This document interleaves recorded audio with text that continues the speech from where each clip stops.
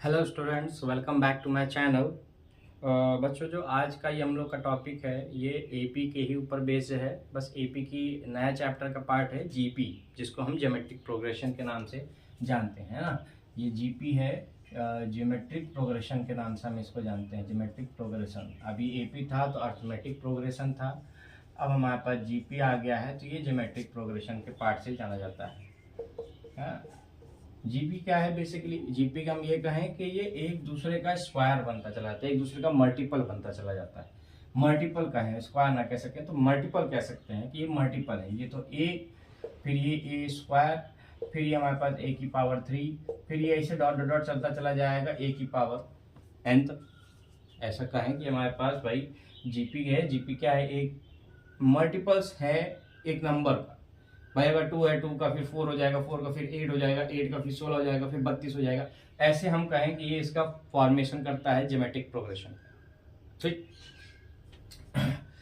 Now the point is that कि अगर हमको जीपी में जाना है तो हम इसके लिए टीएन का यूज करते हैं। टीएन क्या है? रेशियो है। किसके रेशियो? दो लोग के रेशियो के बीच में जो बड़ी संख्या है, जो बड़ा नंबर है, उससे छोटे नंबर का रेशियो दोनों को अगर फ्रैक्शन में रख दिया जाए तो वो एक रेशियो का काम करता है। मतलब जैसे कि ए स्क्वायर अपॉन ए, ये हमारे पास एक रेशियो का काम करता है।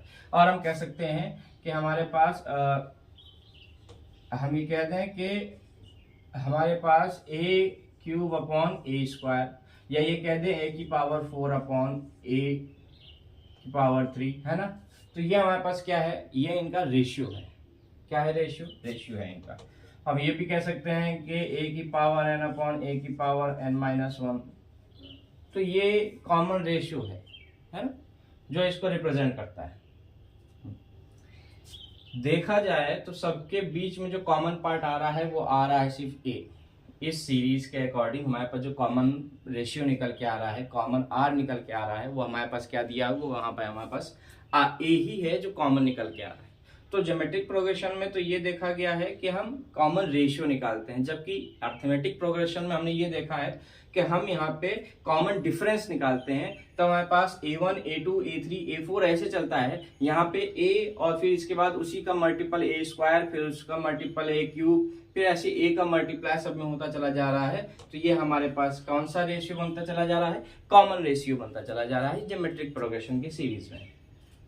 ठीक, इतनी बात समझ में आई ना। अगर कॉमन रेशियो हम पता कर सकते हैं तो हमें पता है कि फिर हमारे पास जो एपी का फॉर्मूला बन सकता है वो बनता है कि T N is equal to A की पावर ए आर की पावर एन माइनस 1 के जैसा बनता है। ये हमारे पास जीपी का ज्योमेट्रिक प्रोग्रेशन का फॉर्मूला है। ये जीपी का फॉर्मूला है ना।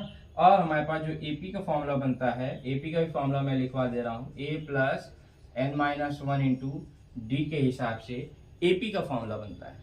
भाई ये एपी है और ये हमारे पास क्या है? ये जीपी है। दोनों में डिफरेंस क्या है? डिफरेंस है कि एपी में कॉमन डिफरेंस है तो आर आ गया, ए डी आ गया है, और जीपी में कॉमन रेशियो होता है तो हम वहां पर उसको आर से रिप्रेजेंट करते हैं, है ना। एपी एंड जीपी ना। मेन मुद्दा क्या है? मेन मुद्दा है हमारे पास जीपी को सॉल्व करने का। तो हम जीपी के बेसिस पे चलेंगे। हमको ये देखना है कि जीपी में हम क्या कर रहे हैं, कैसे क्वेश्चन को सॉल्व करना है, वो जीपी में समझेंगे। तो एन यहाँ पे एक टर्म है जो कुछ भी हो सकता है। यहाँ पे कहते हैं कि 15 टर्म है, 16 टर्म है, 28 टर्म है। तो एन एक टर्म है कि हमारे पास ये नंबर कहाँ तक मल्टीप्लाई हो रहे हैं, कहाँ तक लेके जा रहे हैं इनको। ठीक है ना। टीएन हमारे पास ये लास्ट टर्म को रिप्रेजेंट करता है। जैसे मैं आपको बता चुका हूं पहले भी क्लासेस में कि हमारे पास लास्ट टर्म किसको रिप्रेजेंट किया जाता है। टीएन लिख दीजिए, एल लिख दीजिए या एएन लिख दीजिए, ये सारे के सारे हमारे पास क्या है? एक लास्ट टर्म ही है। ठीक। ए हमारे पास फर्स्ट टर्म है, जैसा मैं बता चुका था पहले भी, फर्स्ट टर्म ए है हमारे पास। और आर हमारे पास जो है, ये जो आर है ये हमारे पास कॉमन रेशियो है। कॉमन रेशियो है ना। आर जो हमारे पास क्या है? कॉमन रेशियो को रिप्रेजेंट करता है। तो ये रही बात हमारे पास किसकी? ये रही बात इतनी जीपी की। एपी के बारे में नहीं बताऊंगा क्योंकि इसके प्रीवियस क्लास में आपको इसकी पूरी जानकारी दे चुका हूं कि एपी क्या होता है। तो अब बात रही जीपी पे। जीपी पे कुछ क्वेश्चन सॉल्व करेंगे। जीपी पे एक और वीडियो हमारा आएगा जिसमें हम देखेंगे कि इसके क्वेश्चंस, इसकी सम सीरीज को कैसे सॉल्व किया जाता है। अभी तो ये नॉर्मल है जीपी, अब इसके बाद इसकी सम की सीरीज को कैसे सॉल्व किया जाता है हम उसके बारे में भी यहाँ पे क्या करेंगे, बात आपसे करेंगे। चलिए क्वेश्चन कुछ लगाते हैं जीपी के। क्वेश्चन का कहना है कि find the 15 terms of the series. Series क्या है आपके पास? सीरीज है √3 + 1/√3 + 1/3√3 and plus dot dot dot dot. कहाँ तक जा रहा है कुछ पता नहीं। ठीक, तो ये हमारे पास एक जीपी की सीरीज है। एपी में भी आपने देखा होगा बीच में प्लस लगा हुआ था, ठीक है ना। जीपी में भी बीच में प्लस लगा हुआ है, तो इट डजंट मैटर। बस ये क्या है कि हमको इनके बीच का कॉमन रेशियो निकालना है कि कॉमन रेशियो हमारे पास क्या आ रहा है। तो जैसा आप जानते हैं कि फर्स्ट टर्म ही है हमारे पास ये ए, तो ये हमारे पास √3 आ गया। कॉमन रेशियो निकालने के लिए हमने आपको बताया कि इन दोनों का रेशियो मतलब सेकेंड अपॉन फर्स्ट कर दिया जाए, है ना, मतलब a² a कर दिया जाए तो कॉमन रेशियो निकल के आता है कितना हमारे पास 1/3। भाई देख लीजिए, अगर इसके नीचे 1 होता हम उठा के ले जाते मल्टीप्लाई कराते फिर वही आ जाता 1/3 की बात, है ना। ठीक, नेक्स्ट चलते हैं। अब T15 निकालना है, तो AR⁻15 - 1 क्योंकि Tn = AR⁻n - 1। तो T15 निकालने का मतलब हो गया AR⁻14। AR की पावर का 14 का मतलब हो गया हमारे पास कि ये तो √3 है क्योंकि A है, और 15 की बात करें तो 1/3⁴, यही कह सकते हैं। भाई देखो, अब हमारे पास दो चीजें आती हैं। बात क्या दो चीजों की आती है कि आप एक तो इसको एज इट इज छोड़ दीजिए, कुछ भी मत करिए, ठीक। एक दूसरी बात आती है कि जब 3 दोनों तरफ सेम है तो हम इसको 3⁻1/2 लिख दें क्योंकि स्क्वायर रूट को रिप्रेजेंट करता है, और इसको लिख दें 3⁻⁻14। बात हमारी समझिएगा पहले आराम से। तो अगर मैं T15 की बात करता हूँ निकालने की, तो T15 हमारे पास निकल के आता है कि सर अब तो दोनों सेम हो गए, तो 1/2 - 1/14 है ना, माइनस का 14 अपॉन, ऐसा कहा जाए कि 1/2 माइनस का 14, एलसीएम लोगे तो 2 बनेगा, फिर 1 माइनस का 14 2 जा कितना हो गया 28, मतलब माइनस का 27/2। तो हमारे पास जो इसका सॉल्यूशन आएगा वो 3⁻⁻27/2 के बराबर। यहाँ पे भी आप करके सॉल्व कर सकते हैं, आप यहाँ तक भी चले जाइए, जैसा भी आपको ठीक लगता है। क्वेश्चन जहाँ पे आपको ठीक लगे कि हमको छोड़ना इजी लग रहा है या सॉल्व करना इजी लगता है तो आप उसके आगे तक जा सकते हैं। ठीक, आगे बढ़ते हैं। कह रहा है determine the 12th term of the GP whose 8th term is 192 and the common ratio is 2। इतनी बात तो समझ में आ गई। अब कुछ अलग टाइप का क्वेश्चन आया है। अब कह रहा है कि आपको एक नया टर्म बताना है जिसमें कॉमन रेशियो और जो nth टर्म है लास्ट का वो दिया हुआ है। मतलब ऐसा कह दें कि एपी में हमारे पास T8 की जो वैल्यू दी है वो 192 दी गई, यही तो कह रहा है, ठीक। 192 दी गई है, और R की बात कर रहा है कि सर R इनके बीच में 2 है।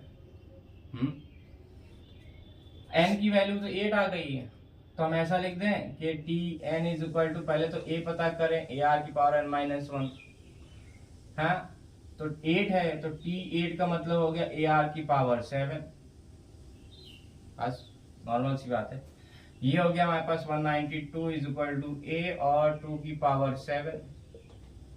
अब तो बात ये आती है कि हमको तो इसको ओपन करना ही चाहिए क्योंकि यहाँ पे 2⁻7 है। जैसा कि हम जानते हैं 2⁻6 तक जाओगे तो 64 मिलता है, और जैसा ही तुम आगे बढ़े 7 पे तो 128 के बराबर चला जाता है। तो इसको थोड़ा सा यहाँ बढ़ाते हैं, 192 = a × 128। भाई क्योंकि 2⁵ तो 32 हो गया, 2 4 से और मल्टीप्लाई करा दो तो 128 हो जाएगा।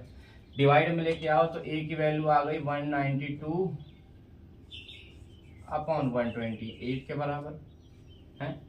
थोड़ा सा इसको रिड्यूस किया जाए ना, फ्रैक्शन बहुत ज़्यादा बड़ा लग रहा है। क्या लग रहा है कि 2 से जाएगा, 9 1 10 2 12, हाँ जा तो रहा है। 4 से भाग दो इसको पहले, तो 4 से दिया, लेके जाओ ये कैसे जाएगा 4 से, 4 चौक 16 और 4 तिहाई 12, हाँ 4 9 32, 4 8 32 होता है भैया।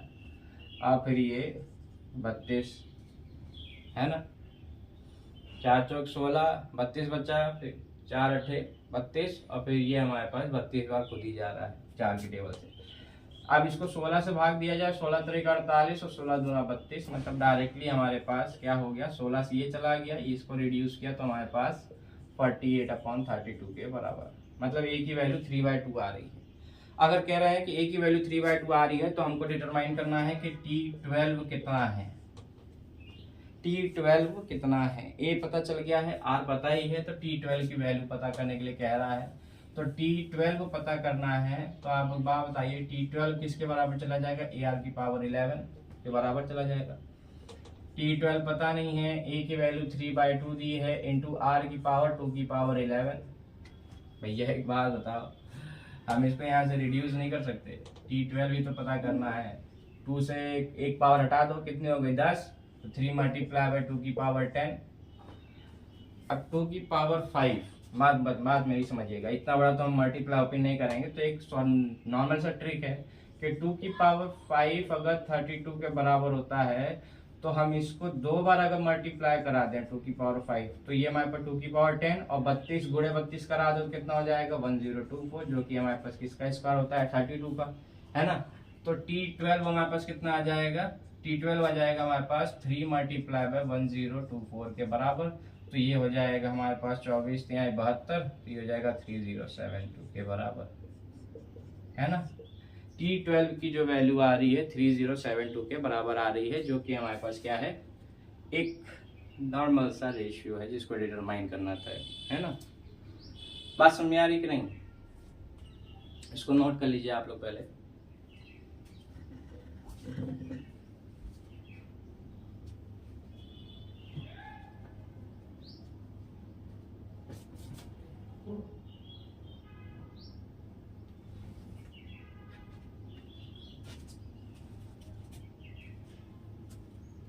ठीक, चलिए और थोड़ा सा लगाने की कोशिश करते हैं क्वेश्चंस को। दिस लास्ट क्वेश्चन है, उसके बाद फिर हम लोग नेक्स्ट वीडियो पे कुछ चीज़ों को अपलोड करेंगे, जो आप देखिएगा क्वेश्चंस को ना, समझिएगा, जो आपको डाउट है उसको कमेंट करिएगा, डाउट आपका सॉल्व होगा।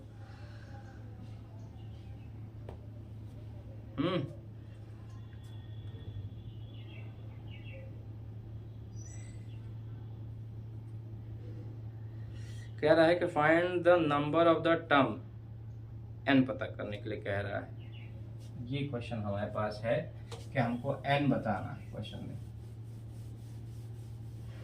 नंबर ऑफ टर्म बताने हैं, n बताना है।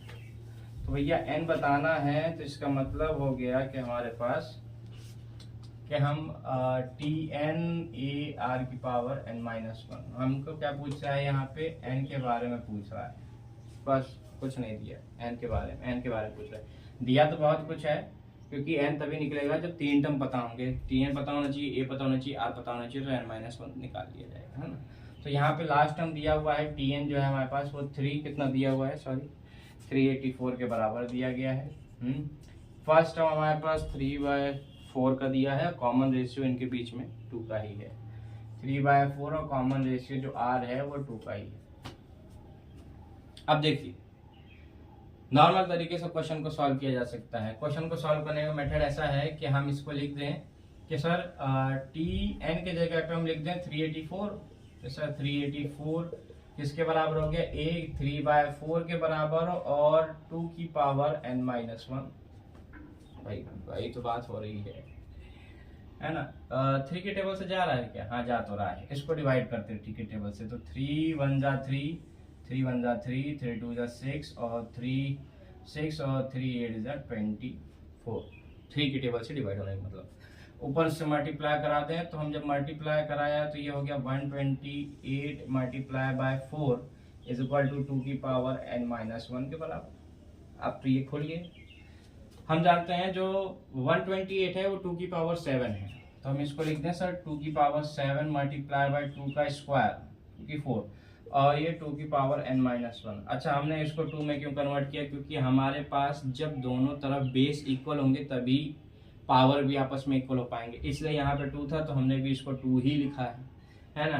तो ये 7 2 9 हो गया, तो 2 की पावर 7 9, 2 की पावर 9 इज इक्वल टू 2 की पावर n-1।